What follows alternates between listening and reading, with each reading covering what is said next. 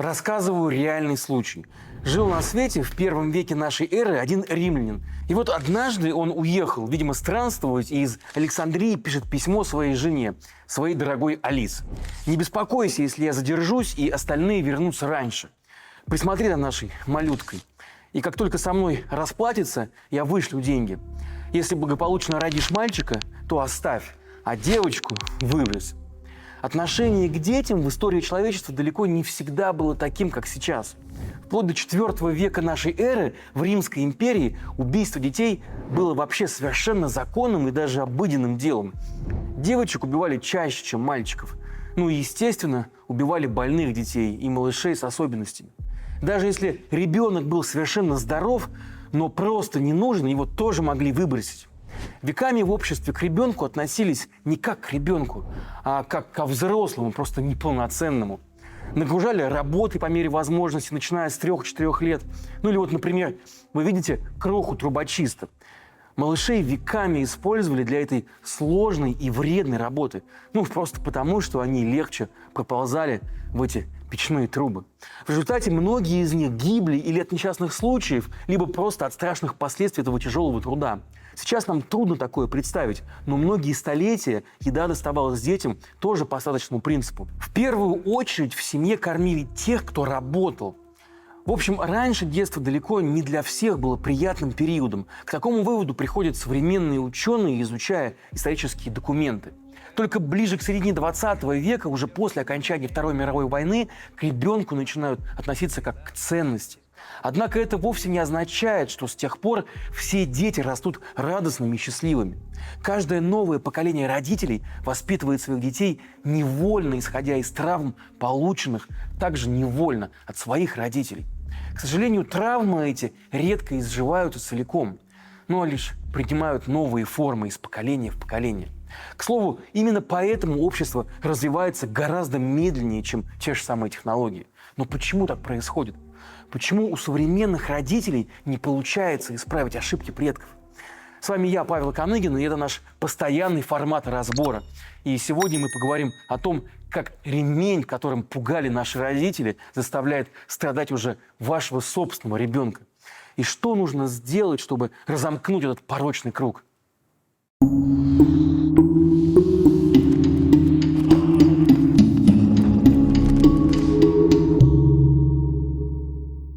Недолюбленный ребенок. Наверное, вы слышали такой термин. И, наверное, каждый второй клиент психотерапевта обречен услышать это тоже. Или применительно к себе, или применительно к своим собственным родителям. Хочется удивленно спросить, да как же это так? Неужели у нас в стране так часто случается, что родители не любят своих детей? Что мы, римляне какие-то древние? Нет, дело совсем в другом. Поколению наших бабушек и прабабушек, дедушек и прадедушек выпали очень непростые испытания. Сначала была Великая Отечественная война, потом страну надо было поднимать из послевоенной разрухи. Ну и добавьте к этому репрессии, которые просто катком проехались по миллионам советских семей. Какую картину вы увидите? Например, вы увидите маму, которой приходится работать по 16 часов, чтобы поднимать детей в войну, оставшихся без папы. Или другую маму, которая в шоковом состоянии мечется по инстанциям, чтобы узнать хоть что-то о судьбе своего арестованного мужа, отца детей. А еще отсутствие нормального жилья, нехватка нормального питания. Понятно, что у мамы не будет ни физических, ни моральных сил, чтобы вечером просто обнять сына или дочку и почитать им муху-цокотуху. Что происходит с детьми в такой ситуации? Ребенок постарше еще сможет понять, что дело не в нем, а во внешних обстоятельствах. Но малыш маленький решит, что мама его больше не любит, что он просто стал ей не нужен. А сегодня каждый психолог скажет вам, самое страшное переживание, которое может испытать ребенок, это потеря связи с родителем. Ну или рассмотрим даже ситуацию полной семьи. Пришедший с войны отец, выпивающий, разумеется, потому что ПТСР никто не отменял, лучшим методом воспитания ребенка считает, конечно, ремень и подзатыльники. Так он проводит в жизнь стародавнюю русскую скрепную максимум «бьет, значит, любит». Сказать «я тебя люблю» не по грандиозному поводу, а вот просто так, между делом, например, с утра обняв своего ребенка, да или хоть жену, для советского человека было немыслимым делом. Среди даже наших родителей такие слова, как «любимая», «дорогая», были просто неуместны. непозволительная слабость слышалась мужчине за этими словами. А советский человек должен был быть всегда сильным. Но дети всех этих социальных условностей не знают. Так устроена человеческая психика, что она все время ищет подтверждение привязанности. И что думает ребенок, которого лупят и не жалеют, не утешают в тревожные моменты, чтобы, не дай бог, не вырос размазнёй? Правильно, он думает: меня не любят, я никому не нужен.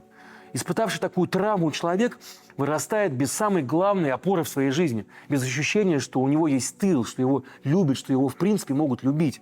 Отсюда неуверенность в себе, бесконечное самокопание, заниженная самооценка. Я хотела дать тебе все, чего не было у меня. Доводилось вам слышать такое от своих мам? Ну, конечно. И вот вы думаете, это было про игровую приставку или куклу Барби? Нет. Это было про любовь в первую очередь. Однако и эта мамина любовь, которой она компенсирует собственную недолюбленность, может быть очень калечащей. Вот у такой недолюбленной мамы родился собственный ребенок. И этот маленький человек искренне радуется ей и с восхищением смотрит на нее. И мама вдруг впервые в жизни ощущает, что ее по-настоящему любят. Для нее это долгожданное счастье. Ради этой любви она готова отдать всю себя и даже больше. Но проходит года 3-4, и у ребенка вдруг появляется его собственное или ее собственное «я». Он или она начинает выражать свои желания, свои согласия или несогласия с мамой. Иной раз приложит каким-нибудь даже крепким словом, принесенным из детсада. Скажет, например: «Ты дура, мама». Недолюбленная мама воспринимает это как самое страшное предательство. «Меня опять не любят, меня опять бросили, я опять не нужна», – подумает она. И дальше ей всю дорогу нужно будет дергать за эту веревочку и получать подтверждение, что все в порядке, ее по-прежнему любят, она по-прежнему нужна. Недолюбленный в детстве человек в эмоциональном смысле навсегда остается инфантильным. Его детям приходится с самых ранних лет усыновлять своего родителя, становиться для него моральной опорой, беречь от ударов. И вот многие современные взрослые говорят: мне в голову не придет рассказать маме своей о своих проблемах, потому что у мамы начнется просто паника, и кроме решения своей проблемы придется мне еще и ее успокаивать. Ну а вот еще из серии отношений с недолюбленными родителями. Ты уже второй выходной не можешь приехать ко мне на дачу. Тебе дела нет до родной матери. Ну и дальше. Неблагодарный сын или дочь. А ведь я тебе жизнь додала. Или «я же тебе всегда говорила, что эта Алена тебе совсем не подходит». Знакомо вам такое?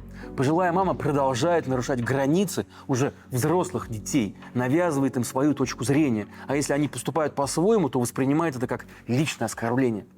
По словам психологов, один из частых запросов россиян в возрасте 40+ такой: «Как мне сделать счастливой мою маму? Как сделать так, чтобы она жила своей жизнью, а не нашей? Чтобы она не ставила на себе крест и не считала себя приложением к нашей жизни?» Это, скажем прямо, непросто. Ну а как складываются отношения у тех, кто усыновил родителей со своими собственными детьми? Как раз у нынешних 40-летних. Как это получается? У таких людей обычно завышенный самоконтроль. Они не могут позволить себе быть неправильными. Вот почти на 100% могу сказать, что если вам за 40 и у вас есть собственные дети, то вам не понаслышке знакомы всяческие методики раннего развития детей.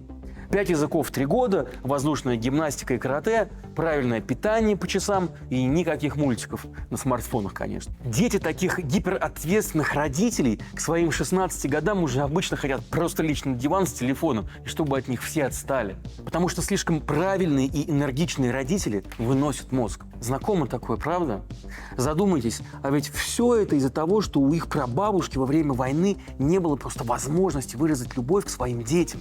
Просто обнять своего ребенка и сказать ему: «Я тебя люблю, и все будет хорошо». В Советском Союзе проблема недолюбленности детей усугублялась еще одним общим отношением государства к человеку не как к личности, а как к винтику в системе. Нередко матерям приходилось отдавать в ясли своих детей уже через 2 месяца после рождения. Во многих моногородах нормой было отправлять ребенка в сад на 5-дневку. То есть родители видели своего малыша только на выходных.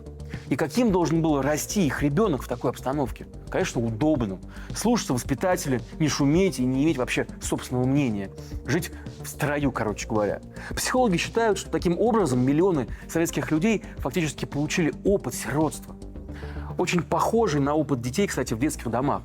Такое состояние называется депривацией, то есть потеря ощущения себя и связи с близкими. По сути, через депривацию у нас прошла практически вся страна. Советские ясли были совершенно не похожи на современные детские учреждения. Часто в яслях и детских садах с детьми обращались грубо и вообще по-хамски, а иногда и просто жестоко. Детям могли насильно вталкивать еду в рот или в наказание поставить в угол без трусов перед всей группой. Ну или вот вам пример уже из моего детства. В моем среднестатистическом детском саду номер 31 в относительно благополучном городе Нефтекамске воспитатели тоже любили наказывать детей. И делали это очень изощренно. Плохим поведением у нас считалось, например, то, что мы могли бегать по комнате во время родительского собрания и кричать и смеяться. Короче, вести себя как дети. Воспитателям, как я уже потом понял, было просто очень стыдно перед нашими родителями, что они не могут нас урезонить и подчинить. И вот воспитатели придумали для детей отложенную месть. На протяжении недели после собрания они заставляли всю нашу группу стоять по полчаса с поднятыми руками. В 2 сеанса – утром и вечером. Помню, особое упорство в исполнении наказания проявляла няня по имени тетя Гуля, предложив в следующий раз держать нам всем в руках еще и стульчики. И это был 92-й год. Нам было по 5-6 лет. Такое отношение сильного к более слабому в иерархическом советском обществе вообще было нормой. Оно не воспринималось даже как нечто из ряда вон выходящее. Ну просто потому, что, во-первых, человек, который постоянно находится в униженном положении, сбрасывает как бы свой негатив на более слабых. Воспитатели и нянечки, которым приходилось делить, например, там, коммунальную кухню с соседями, добывать продукты, толкаясь в очередях, терпеть хамство в поликлиниках, вот они просто срывались таким образом на безответных детях. Ну а во-вторых, внутренний стержень, уверенность в своей ценности и самоуважение – это совсем не те чувства, которые в Союзе пытались привить с детства. Получается, что уверенные в себе люди и крепкие семьи просто невыгодны тоталитарному и автократическому режимам. Поэтому такие режимы всячески вмешиваются в дела семьи и стараются размыть ее границы. Это может проявляться как на законодательном уровне, когда принимается закон, например, об обязательности детского труда без разрешения родителей, и школьников массово вывозят на уборку картошки, так и в личном общении, когда учитель позволяет себе орать на ребенка или оскорблять его. И поэтому для меня ты ноль с палочкой, никто. И будут личное дело собирать, и скажут: классному руководителю напишите характеристику, я так и напишу. Конечно, через несколько поколений травмы, подобные той, которую причинила нашей стране Великая Отечественная война, размываются. В каких-то семьях быстрее, в других медленнее, но размываются. Но что происходит теперь? Опять идет война, которая калечит наше общество. Опять суды один за другим выносят абсурдные приговоры и раздают направо и налево сталинские сроки. Опять государство убеждает нас, что бьет, значит любит. Опять оно берет в оборот наших детей, пытаясь превратить их в покорное, послушное стадо, которое, прослушав курс разговоров о важном, добровольно уйдет на очередную войнушку. Непонятно во имя чего и непонятно за чьи интересы. Не успели российские семьи изжить до конца старые травмы, как государство опять закладывает фундамент для новых. И теперь уже мы с вами, наше поколение, то есть именно мы тот самый нулевой пациент, с которого и может начаться новый виток бесконечной семейной травмы. И что делать, чтобы этого не произошло? Ну, первый ответ очевиден.